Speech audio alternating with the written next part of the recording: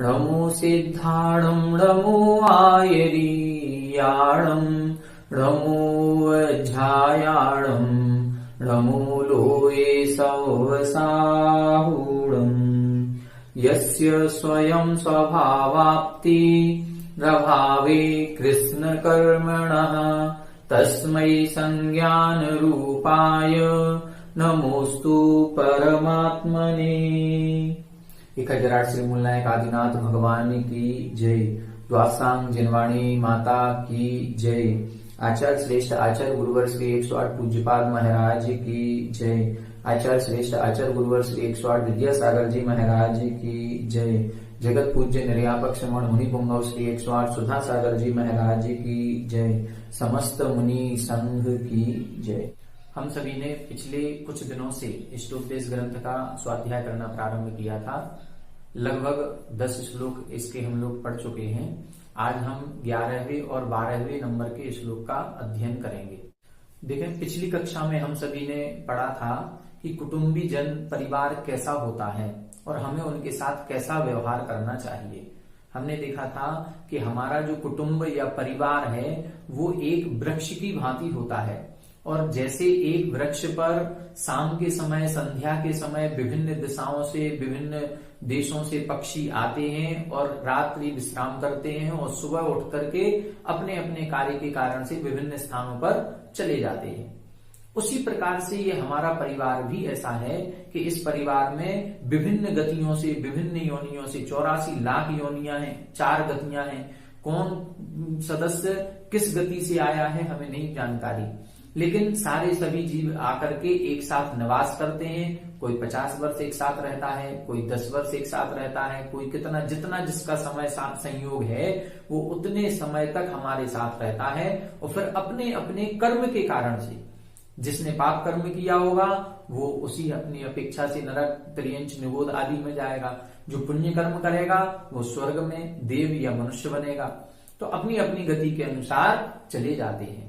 इसलिए उस अल्पकाल की अवधि में हमें किसी के साथ बुरा बर्ताव नहीं करना चाहिए। इसलिए अगले श्लोक में उन्होंने लिखा था कि जो व्यक्ति पिट रहा है, जिसका बुरा हुआ है, नुकसान हुआ है, जिसका अपकार हुआ है, वो व्यक्ति अपने अपकार करने वाले के प्रति कथम परिकुप्यति, क्यों गुस्सा करता है? उसको गुस्सा नहीं करना चाहिए। क्यों? क्योंकि त्रिअंगुलम पातयन पद्भ्याम, जो 3 अंगुल वाला फावड़ा होता है, उस फावड़े को यदि हम पैर से गिराना चाहेंगे तो वो फावड़ा गिरे या ना गिरे, लेकिन उसका जो लकड़ी का बेंट है उस बेंट से हमारे पैर में चोट जरूर पहुंचेगी, हमारा गलत जरूर होगा। हम किसी के प्रति गलत विचार करेंगे तो हमारा गलत जरूर होगा। इसलिए सभी के प्रति अच्छे भाव रखें, किसी से कभी राग द्वेष आदि ना करें। इस श्लोक में यही बता रहे हैं कि ये जो हम राग और द्वेष करते हैं अपने परिवारी जनों के साथ, हम राग का भाव करते हैं, कोई हमें नुकसान पहुंचाता है तो हम उसके साथ द्वेष का भाव करने लगते हैं, यही संसार परिभ्रमण का कारण है। इसी कारण से, इस राग द्वेष के कारण से ही यह जीव इस संसार में परिभ्रमण कर रहा है। देखें, श्लोक देखेंगे आज का। राग द्वेष द्वयी दीर्घ, राग द्वेष द्वयी दीर्घ, नेत्राकर्षण कर्मणा, नेत्राकर्षण कर्मणा, अज्ञानात् सुचिरं जीवः, अज्ञानात् सुचिरं जीवः, संसाराब्धौ भ्रमत्यसौ, संसाराब्धौ भ्रमत्यसौ। राग द्वेष द्वयी दीर्घ, नेत्राकर्षण कर्मणा, अज्ञानात् सुचिरं जीवः, संसाराब्धौ भ्रमत्यसौ। आप लोग भी पढ़े। राग द्वेष द्वयी दीर्घ नेत्राकर्षण कर्मणा अज्ञानात् सुचिरं जीवः संसाराब्धौ भ्रमत्यसौ। देखें, यहां संसार परिभ्रमण का कारण बता रहे हैं। इसके लिए इन्होंने उदाहरण दिया है। पहले उदाहरण को समझें, फिर हम श्लोक का अर्थ आपको बताएंगे। आप लोगों ने पूर्व जो पुराने जमाने के लोग हैं उन्होंने देखा होगा, पहले मट्ठा आदि निकालते थे तो एक घड़ा होता था, उस घड़े में मट्ठे को डाल करके उसको बिलोया जाता था। तो एक मथानी होती थी और एक घड़ा होता था। उस घड़े में वो मट्ठा या दूध या दही पड़ा हुआ होता था और उस मथानी को रस्सी के बीच में डाल देते थे। एक रस्सी होती थी, उस रस्सी के दो छोर के बीच में उस मथानी को फंसा देते थे और फिर ऐसे ऐसे उसको खींचा जाता था। बस वही उदाहरण लेकर के आचार्य पूज्यपाद स्वामी हमको समझा रहे हैं कि वो घड़ा जो है वो संसार के समान है। घड़ा कैसा है? संसार के समान है। वो जो मथानी है वो मथानी जीव के समान है। हम कैसे हैं? जीव हैं। और इस संसार में हम उसी तरह से घूम रहे हैं जैसे घड़े में मथानी घूमती है। और मथानी किस कारण से घूम रही है? मथानी रस्सी के दो छोरों के कारण से घूम रही है, दो छोरों में फंस करके। तो ये दो छोर कौन से हैं? ये दो छोर हैं राग और द्वेष के। यह जीव राग द्वेष में फंस करके इस संसार रूपी घड़े में घूम रहा है। देखें, अब अर्थ देखें। राग द्वेष द्वयी दीर्घ, राग द्वेष रूपी दो, दीर्घ यानी लंबी। नेत्र, नेत्र का मतलब रस्सी, यहां नेत्र का मतलब क्या है? रस्सी। आकर्षण कर्मणा, आकर्षण यानी होता खींचना। जब वो मठा बिलोया जाता है तो एक दोनों हाथ ऐसे आगे नहीं करते हैं, एक हाथ आगे रहेगा, एक हाथ पीछे रहेगा। पहले इस छोर को खींचेंगे, फिर इस छोर को खींचेंगे। तो ये जो रस्सी को खींचने का क्रम है, उस खींचने के कर्मणा यानी कार्य के द्वारा। फिर से देखें, राग द्वेष रूपी दो लंबी रस्सियों के खींचने के कार्य के द्वारा। जैसे असौ संसार अब्धौ, जैसे वो एक क्रिया बता दी। जैसे इस राग द्वेष रूपी दो लंबी रस्सियों के आकर्षण कर्मणा, उस खींचने कर्म के द्वारा वो मथानी उस घड़े में घूम रही है, उसी तरह से असौ जीवा, यह जीव संसार रूपी समुद्र में अज्ञानात, अज्ञान के कारण से, सुचिरम, बहुत लंबे समय से। चिर शब्द होता है, चिर का मतलब होता है दीर्घ काल, और उसमें सु शब्द और लगा दिया, सुचिरम। सुचिरम का मतलब इतना लंबा काल है जिसका कोई और छोर नहीं, जिसको हम कहते हैं अनादिकाल। तो यह जीव अनादिकाल से अज्ञान के कारण से भ्रमति, भ्रमति यानी भ्रमण कर रहा है। फिर से देखें इस लाइन को, असौ जीवा, यह जीव, असौ यानी यह, जीवा यानी जीव, अज्ञानात, अज्ञान के कारण से, सुचिरम अनादिकाल से, संसार अब्धौ, संसार रूपी समुद्र में, भ्रमति यानी भ्रमण कर रहा है। कैसे भ्रमण कर रहा है? जैसे राग द्वेष रूपी दो लंबी रस्सियों में फंस करके वो मथानी घूमती है। दो लंबी रस्सियों के छोर में फंस करके मथानी जैसे उस घड़े में घूम रही है, इसी तरह से रस्सी कौन है? राग द्वेष। जीव कौन है? मथानी। और वो घड़ा क्या है? वो संसार रूपी समुद्र हो गया। संसार कैसा है? वो घड़े जैसा छोटा सा नहीं है, समुद्र के समान है। उस समुद्र के समान उस संसार में यह जीव घूम रहा है। ठीक है, फिर से देख लें।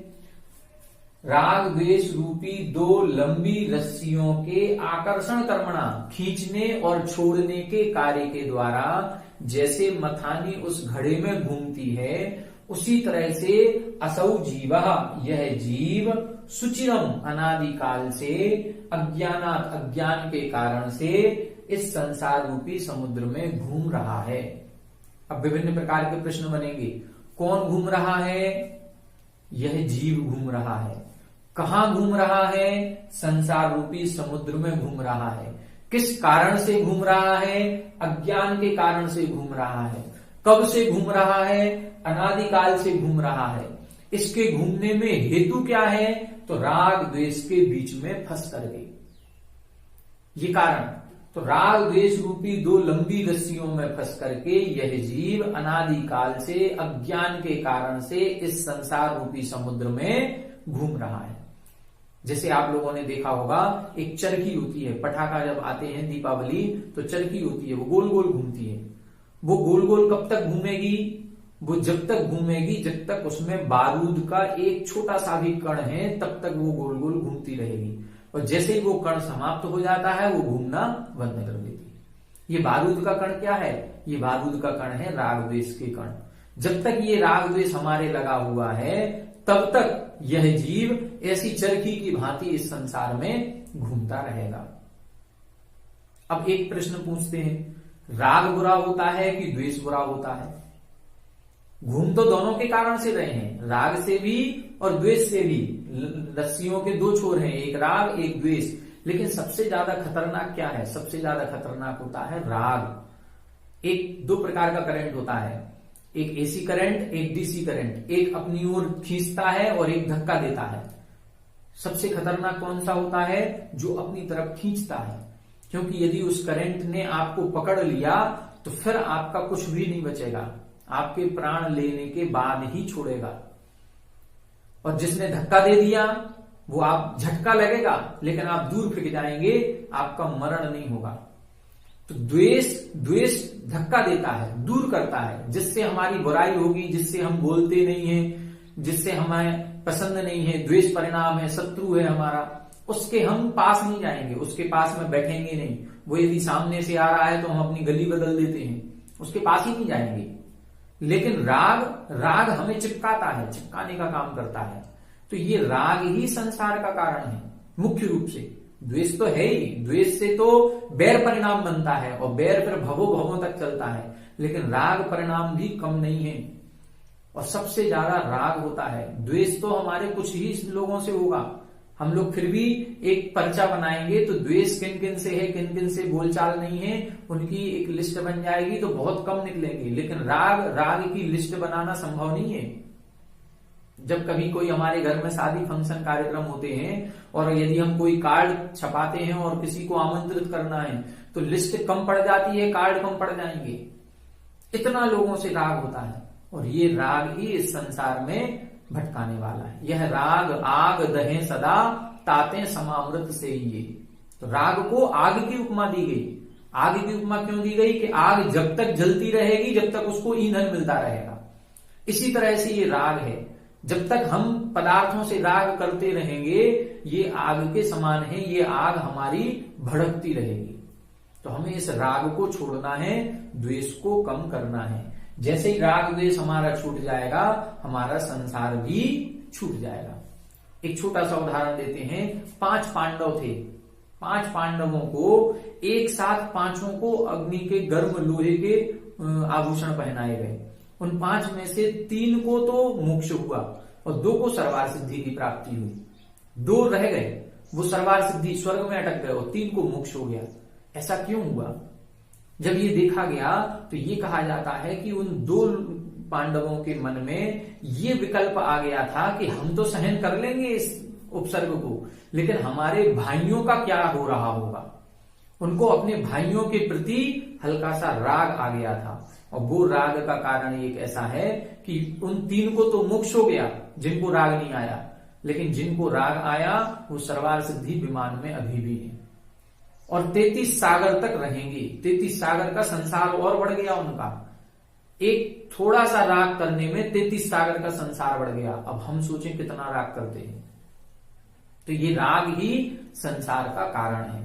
तो एक बार फिर से इसको देख लें। राग द्वेष 2 लंबी रस्सियों के खींचने के कार्य के द्वारा जैसे वो मथानी उस घड़े में रस्सियों के बीच फंस करके घूमती है, उसी प्रकार से असौ जीवा यह जीव सुचिरम अनादिकाल से अज्ञानात अज्ञान के कारण से संसार अब्धौ भ्रमति संसार रूपी समुद्र में भ्रमण कर रहा है। ठीक है। अब अगला श्लोक अपन देखते हैं, अगले श्लोक में क्या कह रहे हैं। देखें, इस श्लोक में अब बता रहे हैं, अभी पिछले श्लोक में हमने देखा कि यह जीव इस संसार में अनादिकाल से अज्ञान के कारण से राग द्वेष की रस्सी के बीच में फंस करके जैसे मथानी घड़े में घूमती है, वैसे ही यह जीव इस संसार रूपी समुद्र में घूम रहा है और दुखों का भोग कर रहा है, दुखों को सहन कर रहा है। अब प्रश्न उठता है कि यदि संसार में सुख नजर आ जाए या हम संसार में ही सुखी हो जाएं तो क्या आपत्ति है। संसार में भी तो सुख है, सांसारिक सुख भी तो कोई चीज है, हमें संसार में ही सुख नजर आ रहा है विषय भोगों में, तो क्या आपत्ति है कि हम मोक्ष की प्रार्थना करें। हमें नहीं जाना मोक्ष, हम तो संसार में ही सुखी हैं। तब अब संसार का दर्शन करा रहे हैं। देखें, उच्चारण करें, विपद भव पदावर्ते, विपद भव पदावर्ते, पदिके वाति वाह्यते, पदिके वाति वाह्यते, यावत् तावत् भवन्त्यन्यः, यावत् तावत् भवन्त्यन्यः, प्रचुरा विपदः पुरः, प्रचुरा विपदः पुरः, विपद्भव पदावर्ते, विपद्भव पदावर्ते, पदिके वाति वाह्यते, पदिके वाति वाह्यते, यावत् तावत् भवन्त्यन्यः, यावत् तावत् भवन्त्यन्यः, प्रचुरा विपदः पुरः, प्रचुरा विपदः पुरः। एक बार आप लोग पढ़ें, विपद्भव पदावर्ते, पदिके वाति वाह्यते, यावत् तावत् भवन्त्यन्यः, प्रचुरा विपदः पुरः। देखें, यहां अर्थ देखें अब इसका। यहां पर भी आचार्य उदाहरण से समझा रहे हैं। पहले उदाहरण को समझ लेते हैं। उदाहरण में ये बता रहे हैं, जो पुराने लोग होंगे उन्होंने देखा होगा, पहले खेतों में, गांव में जो बड़े बड़े कुएं होते थे, उन कुओं में रहट पड़ी होती थी। रहट कैसी होती थी, उस रहट में बीच में एक डंडा पड़ा होता था और उसमें गोल गोल छोटे छोटे डिब्बे होते थे टीन के, और वो टीन के डिब्बों की एक माला सी होती थी और वो माला उसमें पड़ी होती थी।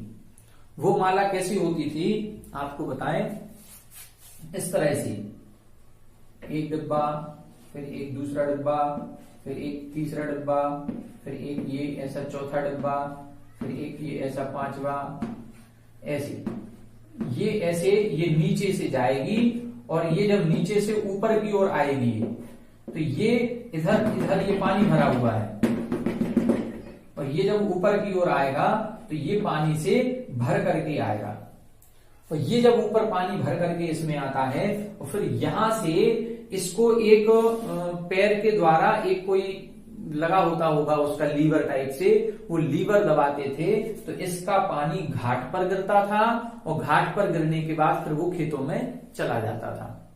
तो यहां इधर इन्होंने उदाहरण दिया है कि जैसे उस रहट में एक डिब्बे के बाद दूसरा डिब्बा, दूसरे के बाद तीसरा डिब्बा, तीसरे के बाद चौथा डिब्बा, एक डिब्बे के बाद दूसरा डिब्बा लगा रहता है, ये चैन कभी खत्म नहीं होती है। उसी तरह से इस संसार में भी एक विपत्ति के बाद दूसरी, दूसरी के बाद तीसरी, तीसरी के बाद चौथी विपत्ति लगी रहती है। और जब विपत्तियां इतनी सारी रहेंगी तो हम कैसे कहें कि संसार में सुख होता है। संसार में केवल विपत्तियों को दूर किया जाता है, केवल दुख को दूर करना है, बस सुखी नहीं हो पाते हैं, क्योंकि एक दुख दूर नहीं होता है, दूसरा दुख सामने आ जाता है। देखें, ये जो रहट है इसको पैर के द्वारा चलाया जाता था।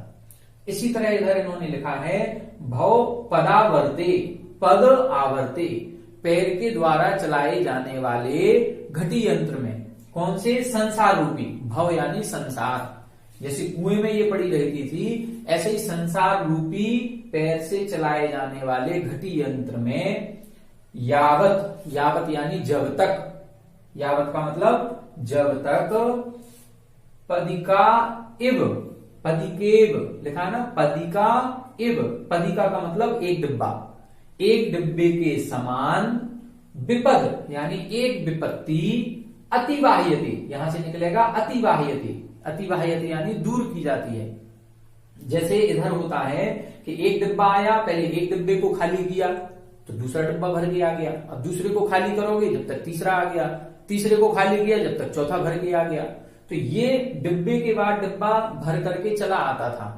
उसी तरह से यहां बता रहे हैं कि यावत यानी जब तक पदिका इव डिब्बे के समान एक विपद यानी एक विपत्ति अतिवाह्यते दूर की जाती है, तावत यानी तब तक।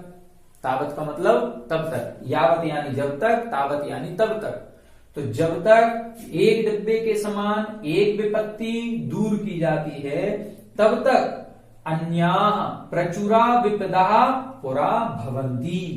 अन्याः यानी अन्य, प्रचुरा यानी अनेक प्रकार की, विपद यानी विपदा यानी विपत्तियां, पुरा भवन्ति, पुरा यानी सामने, भवन्ति आ जाती हैं। क्या मतलब, जैसे ही जब तक एक डिब्बा दूर किया गया तावत तब तक अन्य अनेक भरे हुए डिब्बे सामने आ जाते हैं।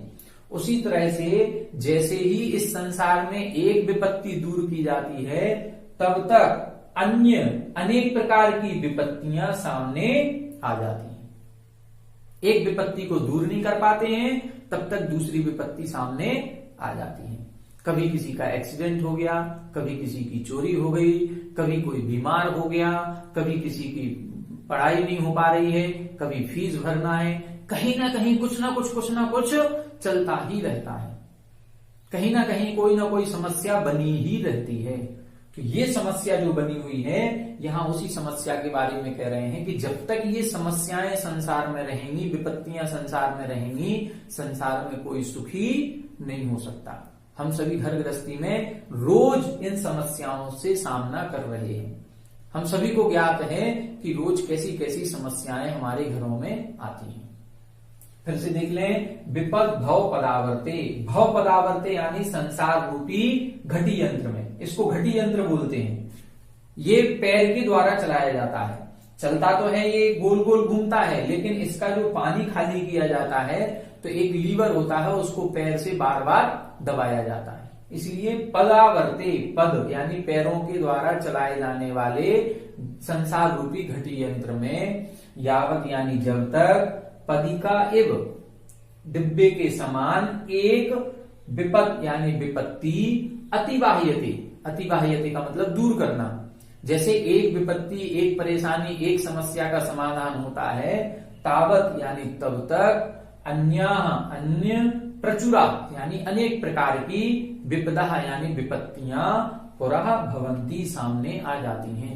एक विपत्ति दूर नहीं हो पाती तब तक अन्य अनेक प्रकार की विपत्तियां सामने आ जाती हैं। ठीक है, तो अब आगे आचार्य क्या कह रहे हैं, अब हमारी तरफ से वो प्रश्न उठा रहे हैं। अभी प्रश्न आया था कि यदि संसार में हम सबको सुखी हो जाएं, हम सबको सुख मिल जाए तो हमें मोक्ष की क्या जरूरत है।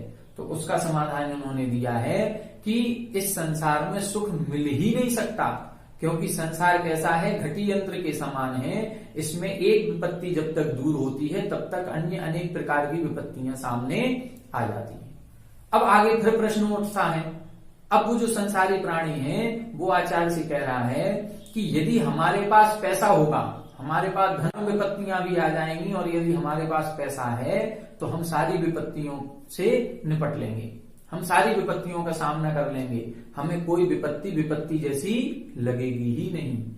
तब अब आगे आचार्य उसका उत्तर देंगे, उस उत्तर को हम कल समझेंगे। आज की कक्षा में इतना ही। आज अपन ने 2 श्लोकों का अर्थ देखा। 2 श्लोकों में हमने क्या देखा, यह जीव इस संसार में अनादिकाल से अज्ञान के कारण से राग द्वेष के बीच में फंस करके जैसे वो मथानी मटके में घूमती है घड़े में, वैसे ही हम इस संसार में घूम रहे हैं। कब से घूम रहे हैं, अनादिकाल से। किस कारण से, अज्ञान के कारण से। और क्या, कहां घूम रहे हैं, इस संसार रूपी समुद्र में घूम रहे हैं। उसका हेतु क्या है, राग द्वेष। जब तक राग द्वेष रहेगा जब तक हम भी उस मथानी की तरह संसार परिभ्रमण करते रहेंगे। संसार में कोई सुखी नहीं है। अब इधर इन्होंने बताया कि संसार में कैसी विपत्तियां रहती हैं, तो जैसे जब तक एक विपत्ति दूर की जाती है तब तक अन्य अनेक प्रकार की विपत्तियां सामने आ जाती हैं। आज की कक्षा में इतना ही, शेष अपन कल की कक्षा में करेंगे। तब तक के लिए आप सभी लोग हमारे साथ बने रहें। सभी को जय जय।